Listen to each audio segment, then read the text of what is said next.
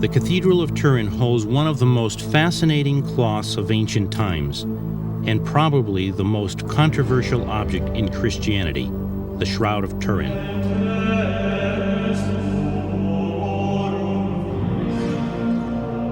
It portrays the image of a man who has inspired millions of people over the centuries. Is this the burial cloth of Jesus of Nazareth?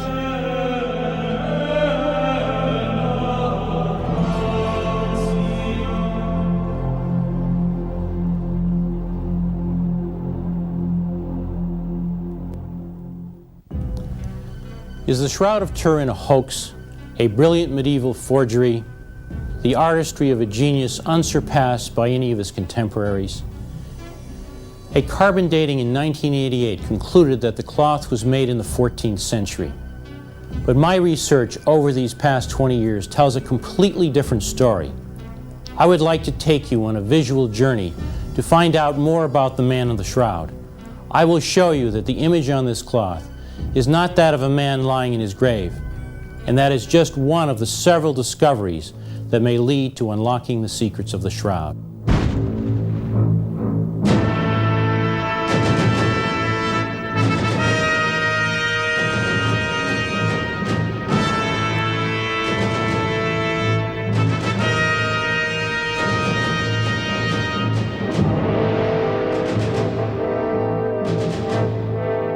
The shroud is a linen cloth approximately 14 feet long by 3.5 feet wide. What is unusual about this cloth are the markings which appear to be the back and front image of a man who was buried after a violent death. The shroud has been in the Turin Cathedral for the last 400 years. The shroud was first introduced into Liry, France in the 1350s by a French knight who never revealed the origins of his find. The shroud was later transferred to the House of Savoy and kept in Chambéry, France. It was there, in 1532, that a fire took place that nearly destroyed the shroud. Several burn marks and sewed-on patches that parallel the image still witness to that unfortunate accident. In 1578, the shroud was brought to Turin, where it still remains today. Here, too, it was almost burned, but that was a more recent event.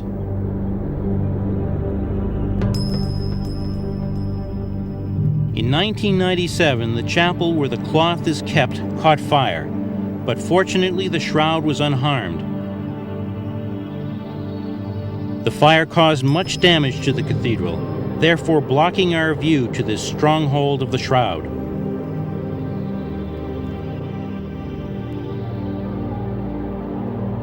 My personal interest in the shroud started in 1961 when I read a book by the French surgeon Dr. Pierre Barbet, who had done extensive research on the cloth. My fascination with Dr. Barbet's book finally brought me here to Turin in 1978 to see the shroud.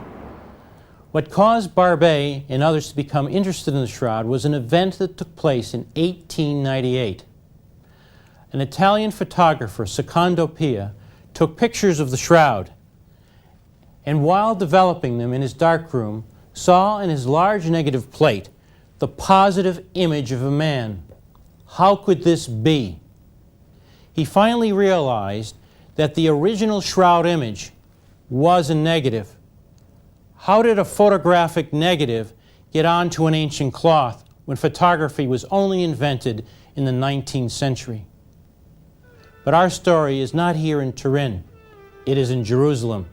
For if this is actually the burial cloth of Jesus, the story and the proof are in Israel.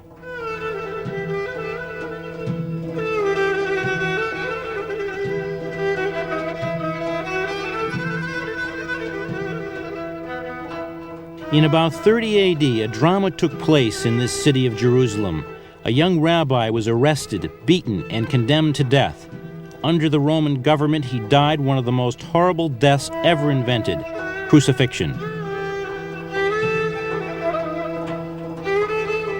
The wounds seen on the shroud image have a striking similarity to the biblical descriptions of Jesus' crucifixion. The blood marks of the wrists and feet, the scourge marks all over the body, the beaten face are all seen on the shroud.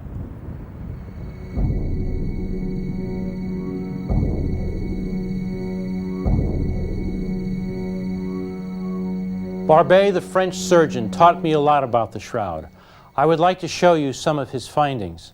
Looking at the face, there's a swelling here under the eye compared to the other side, as if this man had been beaten on the face. Now looking at the wrists and feet, we see that there's some nail marks. These are anatomically correct, because if the nails were placed in the palms of the hand, the weight of the body would have torn through the flesh.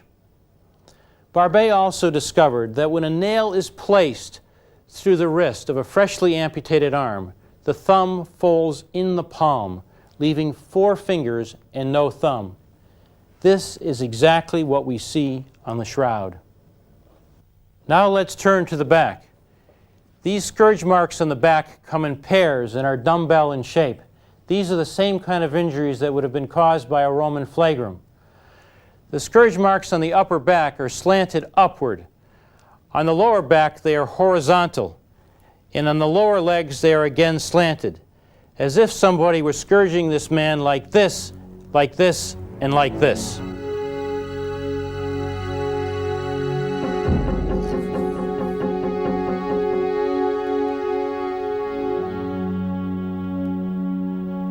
These pictures were presented to me by the American scientific photographer Vernon Miller. In 1978, his team had taken pictures of the shroud at the image area of the nose at 32 times and 64 times magnification. These photographs caused me to conclude that the image was definitely not painted.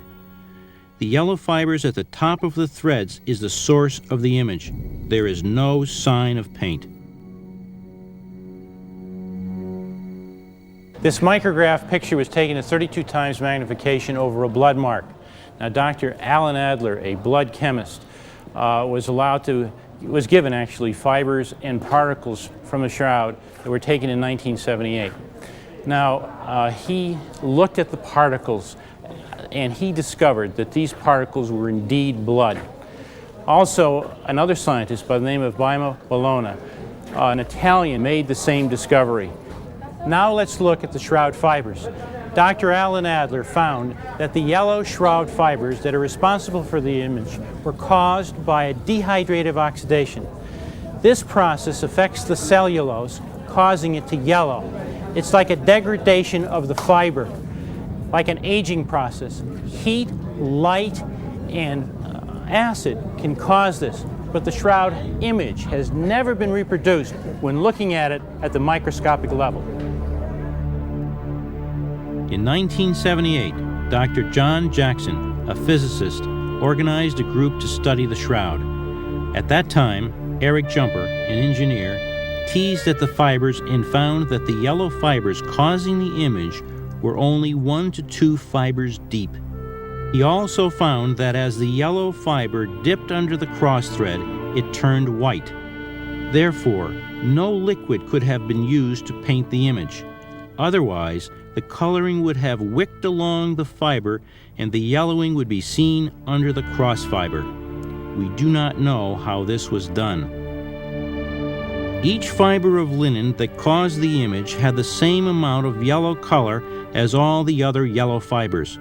What caused the shading was that in the darker areas there were more yellow fibers than in the light areas.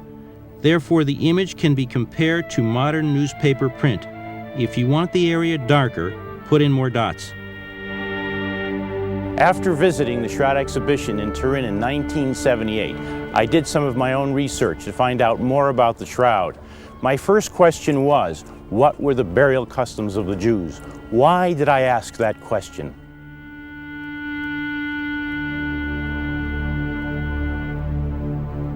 Because the Gospel of John states that they took the body of Jesus and wrapped it with the spices in linen cloths, according to the burial custom of the Jews.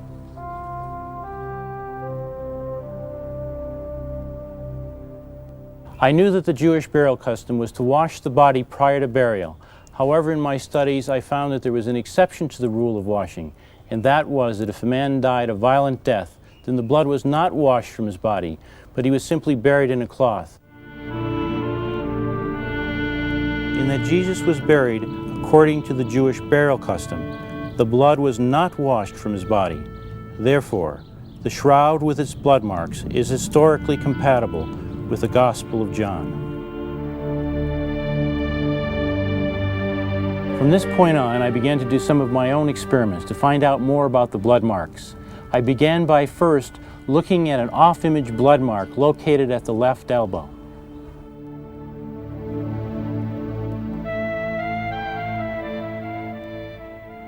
See the blood mark off the left elbow? How did it get here? Over the years, I had several theories, but no answer. I finally took the full-size shroud, wrapped it around me, and this is what I found. Here is a full-size tracing of the off-image blood mark placed over a man. See how it drapes, touching the back of the upper arm. This blood flow began at the wrist, and following gravity, flowed down the back of the upper arm, formed a small, round pool of blood, then dripped to the ground.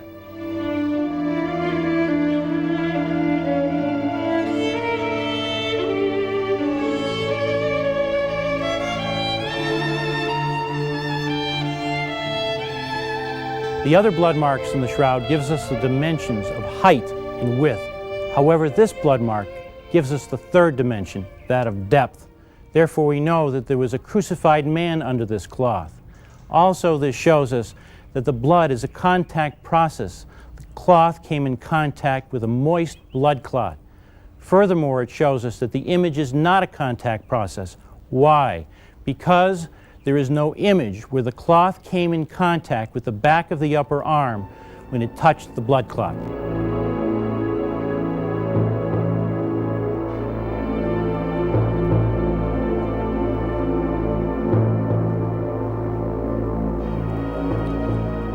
Now let's look at the blood marks on the hair.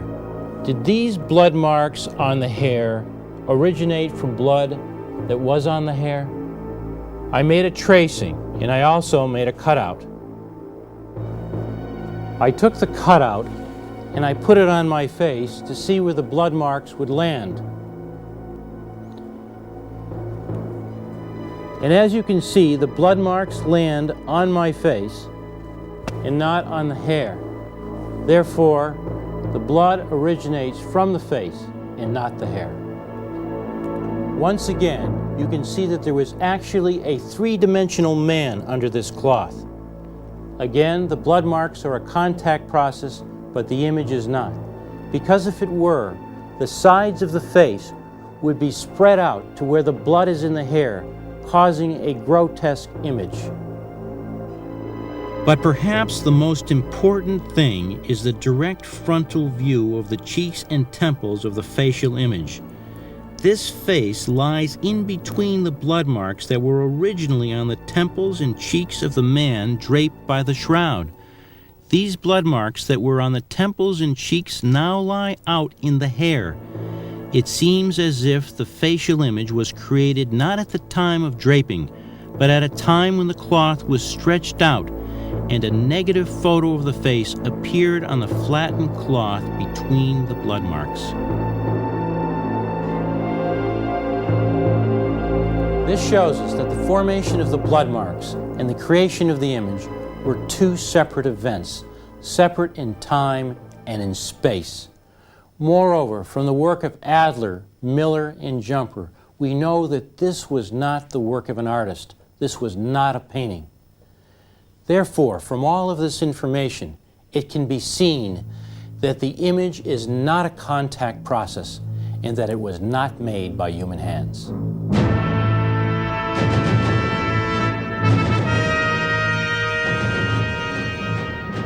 My research results were solid.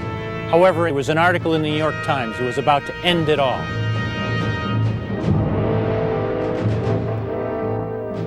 The newspaper article said a carbon dating test determined that the shroud was created sometime in the 14th century and therefore was deemed a hoax. a painting by a medieval artist. Had all my research been for nothing?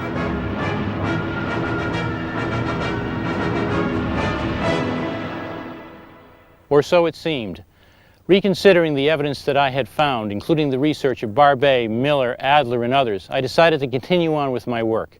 There was just too much proof pointing to a first-century event to just stop with my studies based on carbon dating. So I continued on studying the image.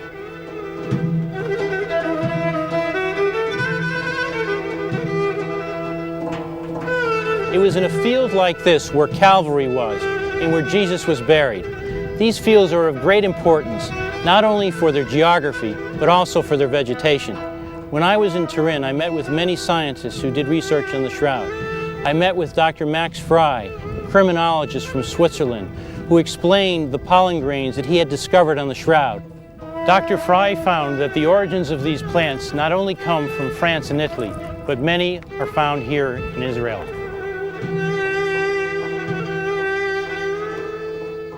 Recently, Professor Danin of the Hebrew University of Jerusalem studied the work of the Wangers from the United States and confirmed that all the floral images seen on the Shroud grow here in exactly the same region where Jesus was buried.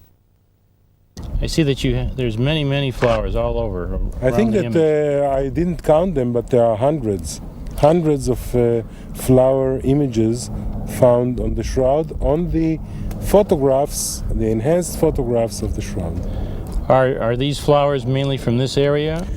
Yes, after having the list of 28 species that were observed by Alan and Mary Wanger, most of them, or all of them, I agree with, but let's take this number of 28 species. I could compare the distribution of these species with the data I have, database on flowers of Israel. And I came up with this map that shows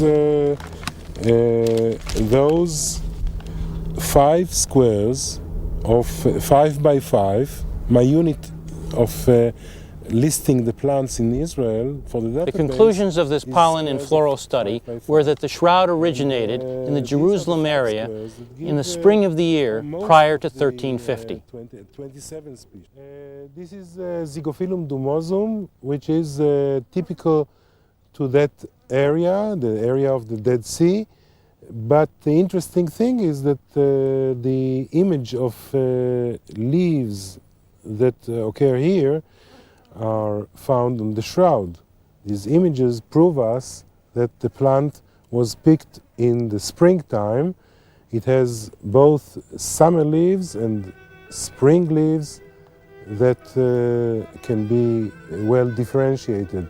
And it is the only species of Zygophyllum that makes this type of leaflet shedding.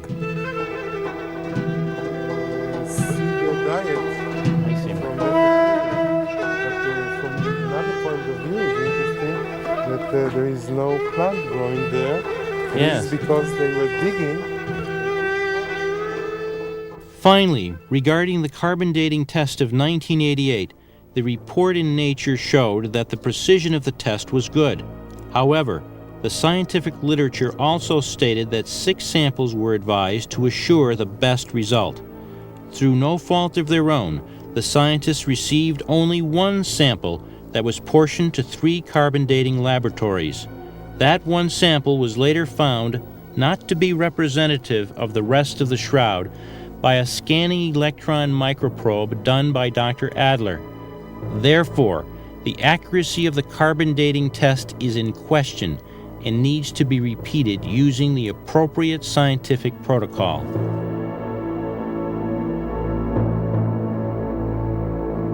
In 1986, when I was doing my study of the blood on the face, I took a photo of a volunteer in the sitting position.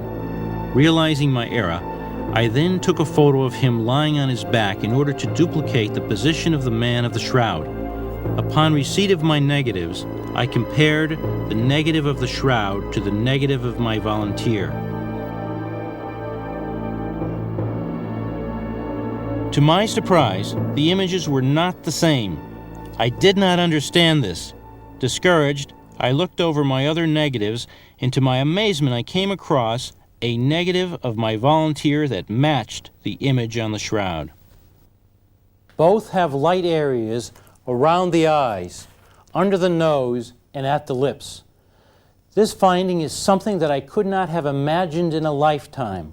Why? Because I found myself staring at the negative image of my volunteer who is sitting upright and not lying down. That means that the man of the shroud is upright and not lying in burial.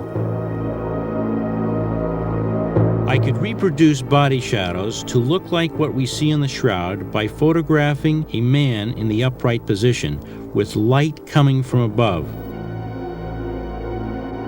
I started looking for other things consistent with an upright man. This is the front and back of the negative image of a volunteer with long hair, and this is the image of her lying down. We can see that the hair of the shroud image has the natural flow of an upright man.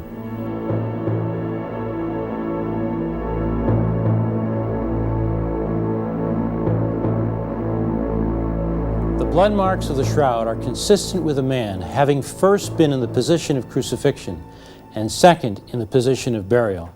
However, among these blood marks is the spectacular negative photo of an upright man whose hair falls to his shoulders and whose feet do not touch the ground. It is as if this man were suspended in midair. One problem was yet unsolved. In my pictures with the bearded man, one thing made the picture different from the image of the shroud: the hair color. On the shroud it is dark. On my negatives it was light. I now made the photographs again, but now with the volunteer's hair colored white. Now the hair of the volunteer is dark as it is on the shroud. Therefore, if the shroud is a true negative, then the hair of the man of the shroud must have been light in color or white. The shroud image was that of a man suspended in midair. What does that mean? I turned to the Gospels to find out some answers. At first I found none. However, I found out something else. I found out why the Gospel writers would not have mentioned a cloth with an image. From the book of Exodus, second of the 10 Commandments, "You shall not make yourself a carved image or any likeness of anything in heaven or on earth." Also, the Jewish historian Josephus, who lived from 37 AD to 100 AD, tells us that in Judea, images of God or indeed of man were forbidden. Jews would rather be slain than have such images in any part of Judea. It was then obvious that if John had ever mentioned the shroud with an image in his gospel, the shroud definitely would have been sought out and destroyed.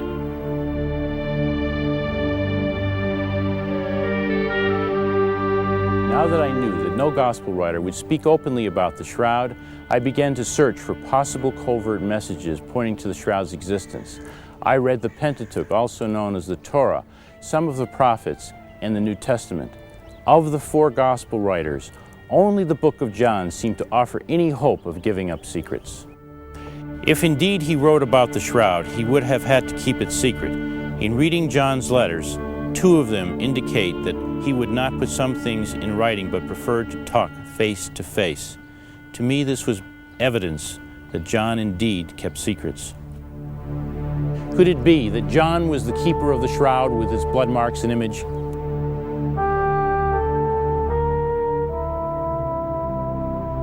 Here outside the walls of Jerusalem, we are at a tomb that may be similar to the tomb that Jesus was buried in. Let us remember what happened on that early morning. Mary Magdalene came to John and informs him that the body was taken. Then John and Peter ran to the tomb. John got here first, looked in, and saw the linen cloths. Peter got here after him, entered the tomb, and also saw the linen cloths. John then entered and states, he saw and believed. What did he see? What did he believe? First, we know that John did not believe that it was the resurrection. Why? Because the very next sentence of the Gospel says, "For as yet they did not understand the scripture that he must rise from the dead. Then what did John believe when he entered the tomb? He believed that Jesus is the Son of God. How do we know this? We know this because it is the theme of his entire gospel, so that you may come to believe that Jesus is the Son of God. What did John see in the tomb? We know that he saw the linen cloths. However, John must have seen something awesome in this tomb to come to the conclusion that Jesus is indeed the Son of God. From the point of view of a first-century Jew, John would have known, as Josephus knew, the corollary of Genesis 1:27. So God made man in his own image, and that is, the image of man is the image of God. John would have also known that images are forbidden. But John saw the sequence of events as they happened. We only see them in retrospect, and it has taken us centuries to understand what we see on this cloth. However, from John's perspective, he saw the face of Jesus with the blood marks before they were covered by the cloth, and again later at the tomb on the cloth. Once he saw the image of the face on the cloth, in between the blood marks, there were once on Jesus' cheeks and temples, he would have known that something special was happening here. He would have known that this image was not made by human hands, and that which is not made by human hands comes from God, a theme well known to the people of Israel. And with that information at hand, we can understand why John exclaimed, he saw and believed. John's possible communication of the existence of the shroud still left unresolved my discovery that the image of the man was upright. Again, I turned to the Bible for answers. John did not have enough information to understand the upright man. Such information only came with the invention of photography. However, the biblical message of the upright man comes from someone else, from Jesus himself. In John chapter 12, verse 32, "And I, when I am lifted up from the earth, will draw all people to myself." Here Jesus is referring to Daniel chapter 7. "I saw one like a man coming with the clouds of heaven, and he came to the Ancient One and was presented before him. To him was given dominion and glory and kingship, that all peoples, nations, and languages should serve him. His kingship is one that shall never be destroyed." Both of these chapters refer to the Son of Man. Now, during the time of Jesus, the Son of Man was understood to be the Messiah. Now, keep in mind the imagery of these verses. That of a man coming on the clouds of heaven, that of a man suspended above the earth. We have here the imagery of a man suspended above the earth. Now, looking at the shroud, we have the same imagery. The image of a man who is upright, whose hair falls to his shoulders, and whose feet do not touch the ground.